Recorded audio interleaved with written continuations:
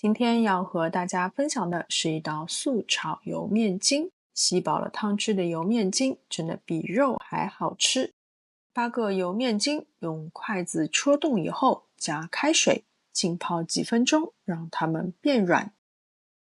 配菜我准备的是杏鲍菇、口蘑、黑木耳和一小段胡萝卜。杏鲍菇、口蘑和胡萝卜分别都切成片，泡软了的油面筋捞出，用手挤掉水分备用。锅中烧热适量的食用油，加入蒜片爆香，然后倒入所有的配菜，略微翻炒几下，就加入油面筋，再加入一小碗清水和视频上方所打出的所有的调味料，焖煮5分钟，让油面筋有充分的时间吸饱汤汁。这个时候可以先试一下味道，味道合适了以后，撒一把葱段，再用淀粉水薄薄的勾个芡，快速的翻炒，当所有的食材都裹上浓郁的酱汁，就可以出锅了。油面筋是大豆精华，菌菇富含氨基酸，胡萝卜还有护眼的功效，这一盘真的是内外兼修，不论是作为冷面的浇头，还是配饭吃，都超级赞。好了，今天的视频就到这边，非常感谢大家的观看，我们下次再见。